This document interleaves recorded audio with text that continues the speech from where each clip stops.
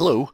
I'm currently planning my first very long trip, well, long to me anyway, trip with my camper. Longest I've ever driven it before. I did a trip that was an hour and a half, picked somebody up, and then another 3 hours. And I noticed right around the 2 hour mark, I start getting a little bit nervous about gasoline, more specifically the level of gasoline remaining in the tank. The SUV that I'm pulling the camper with has reportedly a 20-gallon tank, but with the rapidity that the needle starts digging a hole down by the letter E, it's hard to believe there's really that much in it. But in any event, 2 hours is about when I'm starting to get panicky. 2.5 hours, it looks like it starts to really, really need some gas. And at 10 miles a gallon, I average about 9 or 10 miles a gallon pulling the trailer. Uh, let's say 15 gallons of gas, 10 miles. It's going to take me about 150 miles with plenty of buffer. So what I want to do is plan out fuel stops. I'm going to be making a 1,000-mile trip. I'm going from Ohio down to Florida. And I got to thinking with my airplane, I don't just jump in the airplane and start flying. And if the needle starts getting a little low, I start looking for a gas station. It's the exact opposite. I plan out every fuel stop well in advance. So there's tools for that in the aviation world, and it seemed to me that there were probably commonly available tools for that in the regular world. So that ends up being Google Maps. So we're going to go to maps.google.com. So nothing really earth-shattering here. Everybody probably knows how to use Google Maps, but Google Maps, it's very, very powerful, but it has some strange design constraints built into it that I simply don't understand, and I do my best to work around them. So this is the most efficient process I've been able to come up with. Not necessarily the best that anybody else could come up with, but if this works for you, great. If not, just find something else to do. So we're going from Columbus to Louisiana, Lake Louisa State Park. I'm going to select the destination first. So there's Lake Louisa State Park. Now I'm going to tell it that I want directions. And I'm going to tell it I want to go from Columbus, Ohio. And there we go. So there's our route. Well, we can't make that in a single stop. Now I have a choice. I can do I-75, or I can go down along the coast. I think it's 77 down to something, but I've had experience with that before. And on the weekends, when you expect traffic to be light, is the worst possible time to be coming down through here as people are trying to get to their coastal homes in coastal Georgia and Carolina and such forth. Now this 2 hour and 15-minute thing looks pretty good. This is one where you put your vehicle in a gigantic catapult and it launches you on a nice ballistic arc and you plop down in Florida. Well, that one's not going to work for us. So we're going to go down I-75 despite all these. Every one of these is a frustration, but there's nothing you can do about that. And I'm going to travel on a Sunday, at least for the first part. I want to get through Atlanta on a Sunday, and coming back, I want to get through Atlanta on a Sunday. So that's what I'm going to do. So let's see how we can plan out some nice stops. So I decided 120 to 140 miles is what I want to go per leg. That's two to 2.5 hours of driving, and by then you can use a break anyway. So let's see how we can do that. It's a matter of finding the distance and then hunting for the gas station near where you want to get it. So let's start on the first leg. We're starting from Columbus. So what we're going to do is right-click with your mouse on Columbus and say you want to measure distance. Now I know, because I've lived here for a long time, that I can get through Cincinnati within 120 miles. So just plop down something here on the other side of Cincinnati, and that's 110 miles. Now you can see how it's cutting out some miles here. If you want to be maybe a little more accurate, you can add new spots. You just grab right in the line right there, and when that dot shows up, you drag it to where you want it. Now I'm not going to do it because it's going to be a Sunday. But let's take the worst case and say I really want to use the outer belts. So see, I can just drag, I can drag that right there and start dragging myself around the outer belt. We can zoom in and see that a little bit better. Now you don't have to be super, super particular about it. Some of this will average out and it's not all that critical, but that takes us to 124 miles. Now that is, I happen to know, a high retail area. There's a lot of traffic, people shopping in malls and such. And it is a fact of life that people in cars can become frustrated by people driving campers. I know this to be a fact because I'm one of them. So, they block an entire row at the gas station, this, that, and the other thing. So just for my own sanity, I'm going to try to get out of the very, very heavily trafficked areas. that I'm not trying to get, even if I can get in this gas station, getting in and out, left turns across 5 to 10 lanes of traffic, I don't want to do it. So let's look down here. This kind of lighter gray, those are the heavy areas. So there's something here that looks maybe not so bad. And you can kind of tell by what's around. So a Steak and Shake, a Taco Bell, La Rosa's Pizza, that's kind of a little mall there. But there's a Speedway. They generally have a lot of room. My typical choice on a gas station is I try to turn right off of the highway and then get on this side of it. So I'm turning right back onto that road and right back onto the highway. So the left here, let's say I have to make a left here. It's much easier to make a left turn across 2 or 3 lanes of traffic than to be here and have to make a left turn across 4 to 6 lanes of traffic. So that tends to work out better. Now I don't see a gas station here, so we can go, let's see where we are distance-wise. We still have measure distance turned on, so if I click, I'm going to get another updated distance, 127.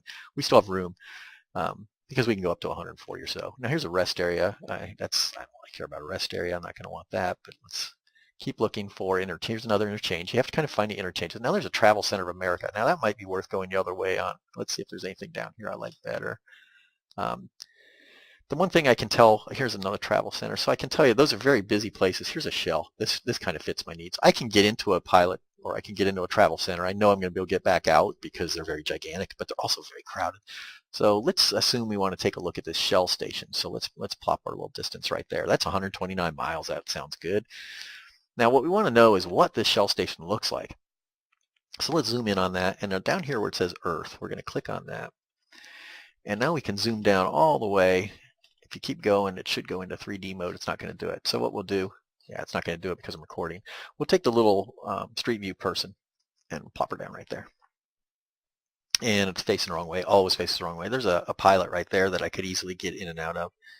I don't like trying to get back out through here, though. I want to get to the light. This Shell looks nice. Now this one's unfortunate in that I'm going to block probably these 2 pumps, but there's room behind me. I can't really tell how they're offset. There's nothing you can do about that. If you're buying gas, you're going to be in front of somebody. That's just too bad. So the left turn in here doesn't look too terrible. You're going to get some benefit from that light, and it doesn't look like a horribly busy road. I could actually even go up here to the BP station, which is a little closer to the light. Whatever. The point is, check out your surroundings or check out your destination, because I have pulled into a gas station and found out I couldn't get back out, and I don't ever want to do that again. It was hugely embarrassing. So let's say we want to pick that Shell station. We're happy with the way it looks. We're going to go back here, down here in the lower left-hand corner, and bring our, well, that's not going to do it. We want to close the Street View. Here, we can do it that way. All right, there we're back into our route mode, and we were looking at that Shell station.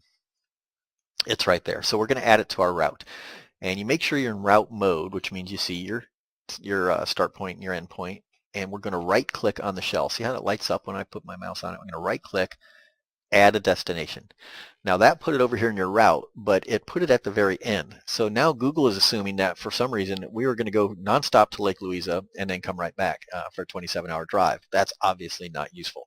So grab the little thing here. See the little downward where my hand is? You just drag it up here and drop it, and that will recalculate. Now we're going from Columbus to that Shell station. So that's very handy. The other thing I try to do, if I do find myself off in the boonies, let's say we selected something down, I don't know, just out in the middle of nowhere, and you just find one tiny little family-run gas station, I got no problem with that, other than I worry about it not being there by the time I get there. Things do go out of business, and if you're really pushing your range, you want to make absolutely sure you're going to have a good gas station there. So I check things. I check the traffic. Basically, what's the access going to be like in and out? I look at this place and say that's just going to be frantically busy, and I don't need the pressure. So I tend to look, because my trailer is small. It's only 21 feet on the trailer. The camper itself is like a 16 or 17 foot camper. So I don't need a big giant truck stop like I was driving a Class A. I can pretty much fit into most. I don't know what you call them. Non-truck stop, just regular old gas stations, as long as they're a fairly decent size. So let's do another one just for fun. Let's go back to where we were. There's our Shell. And now I want to get back into measuring distance. So I'm going to get right on that dot and right click and say measure distance. And I'm rolling my mouse wheel, my middle mouse wheel, backwards to get the zoom back out here. And I'm going to guess at 120 miles being probably the other side of Lexington. Oh, that's not even close. Okay, so let's tighten that up a little bit, make sure we're not hiding a bunch of miles from ourselves. Yeah, that added 20 miles just doing that, didn't it? So 183. So let's look down here. How about London? How's London? Haven't been to London for a while. 128, perfect. So what do we have down here? Let's see, where's my highway? It's right there. Interchange right there. And let's see how busy this looks. Oh, not horrible. Um, let's see what we got down. Here's a Valero. Here's a BP. So really, since we have a choice between the two of them, let's go ahead and get the Earth view. So I'm going to come off the highway, make an easy right turn. Don't want to get into this mess unless I'm hungry. There's a mini mart gas, and I could get to that maybe through that turn. But you see, this is kind of hectic-y up here. And I don't know if there's any lights. Now, sometimes you can't always see the stoplight. It doesn't look like there's a stoplight there, but there might be. So again, let's take our little Street View person because she knows everything. Let's see what she knows about this. No, there's no light there. Okay, but well, I mean, you could sit there a good long time. I'm kind of torn on this one. Doesn't look like I can get any help from a traffic light. Now, I could just go to a different exit, or I could just say, you know what, I don't care. And let's do that. Let's go ahead and say, let's take the Valero because, well, I don't know. Boy, like this even matters. We'll go ahead and throw the Valero in. So add destination, drag it up where it needs to be. And let's see. That's pretty much it. I just kind of continue that on down the road. So now let's say I want to find someplace to stay. Let's say I've gone far enough and I just want to pull into a Walmart or a Camping World or a Cracker Barrel and spend a few hours resting. So how can I find one of those without having to examine every single spot, right? So one thing you can do, let's say I'm starting from this Valero, and let's go down another 120 miles. So measure distance. And let's just jump down here to, oh, who knows, 50. Yeah, let's call that close enough. So we want to find someplace down here. So I don't want to mess up my route as I hunt around. So I'm going to note that I'm at Chattanooga, and I'm going to open another Google Maps window.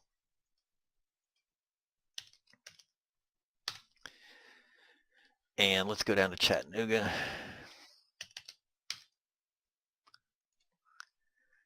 All right, so we were down here, and we know we want to be off the highway a little bit. So let's go down right around here, whatever that spot is. And now right click on that, and we want to know search nearby, and we're looking for a Walmart or whatever, right? So hit enter, and there's one right there. That's in town. Yeah, nothing really close to the highway. So we could try something else, but let's just say any of these Walmarts are fine. We don't much care. So now we want to remember is that's right around this Camp Jordan Park. Now we're going to go over to our other.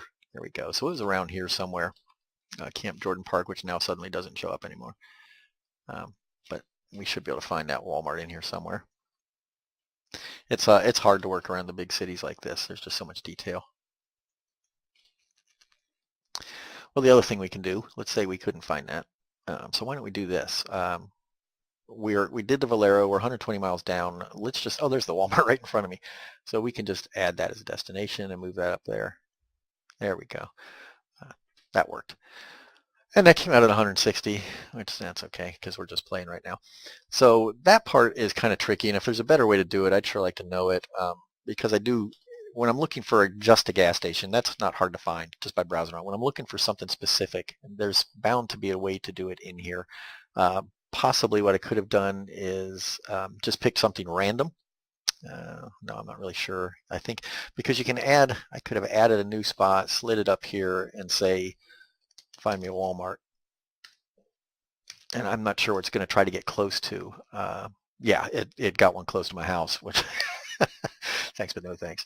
So that part's a little bit tricky, but that's not really not all that important right now. I'm just trying to find my fuel stops. And if I had assumed this was a fuel stop, it wouldn't have taken me that long to hunt around and try to find a Walmart. Or here's a Cracker Barrel, which is also good. Now, when you look for these, this is again where it's kind of nice to be able to get this top level view. You're not going to want to pull into this Cracker Barrel and take 2 spots right there, or 2 or 3 spots right there, or right there. You're going to want to be off out of the way. This one doesn't look like a good candidate at all. I'm not seeing a good spot to park where I'm not going to take up spots that people using the restaurant are going to want to use. So that one, despite the fact that Cracker Barrel says they're welcome to campers, that's just a bad idea. you're just going to be in the way. So if we go back to that Walmart, we can take a look at what that Walmart is like. If we can find it again, but becoming unlikely. Where are you? Where's that Walmart? Here it is. So let's take a look at that, and we can get. I think that's going to have a good sized parking lot. So what we would do here, see now this has got other stuff in it, but up around here, see right there, that's where you want to be. Now you probably don't want to be right next to a truck. They run their generators and they're loud. But the concept is the same. So you're not pestering anybody up here. That Walmart will on Black Friday, there'll be somebody wanting those spots. They're not going to be there when I'm there. So I'm going to look at something right around here, and I'm only going to take 2 spaces like that. So I might put myself right out here somewhere, or maybe down here where I'm not next to the road. So that's how you can kind of scout and see what it's going to be like when you get there and not found yourself trapped and unable to back up or get back out. So this is how this is as good as I can get it for now. I might refine this technique. I might get a little bit better at finding the Walmarts and such forth. But for now, it's a really handy way to space out your fuel stops and kind of look and see what the situation is going to be when you get there. Just knowing there's a gas station there is not enough. You got to be able to fit into it. You don't want to deal with a bunch of heavy traffic and such forth. So this seems to work pretty well for that. The other thing I did, I was curious about when would be a good time to get around Atlanta or through Atlanta, or however I choose to do it. So as a little add-on tip, let me see if I can find Atlanta. What I did for Atlanta, and let's go ahead and get out of the route. We don't care about the route anymore. I'm going to go down to Atlanta, and I'm going to add traffic. Now, I don't care about the traffic right now. Actually, I do, because this just happens to be Sunday. But let's assume I was sitting here doing this on a Monday, and you would just have all the terrible, terrible traffic, and you want to see what that's going to be like. What would be a good time of day to get through there? If you look down here, you see live traffic. Click on that and go to typical traffic.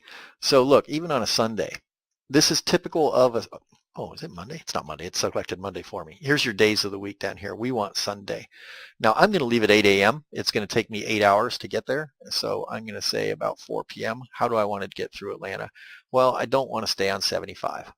Oh, that's 85. Where's 75? Doesn't 75 go through Atlanta? What have I done here?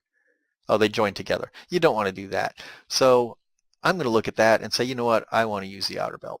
All right, I'm just going to come around like this. Now, if this was a Monday or a Tuesday and you hit that at, let's say I hit that at 5 p.m., 6 p.m., I don't want to do that. Even the outer belt is bad. You just don't want to do that. So this is the kind of thing that can help you plan around that. What's a Saturday like, for example? See, Saturday's not too bad. You don't want to go down through the heart of it, but you can use the outer belt. So it's handy for that. So that's another kind of thing you can plan on, is just work around the traffic a little bit using, now this is typical traffic. This is not a guarantee. You don't know really, there can be accidents and such forth. There's no predicting that stuff. But this at least gives you a fighting chance of getting through there reasonably easy. Atlanta is probably the worst city as far as traffic on my entire trip. So that's the one I'm planning around. Now I can do the same thing. I can say, well, I'm leaving Columbus at 8 a.m. I'm going to hit Cincinnati, and let's say I'm traveling on a Monday or Tuesday, and I'm going to hit Cincinnati around 8 a.m. What do I want to do? Well, the outer belt isn't super good unless you go the other way. And now this is a longer way around.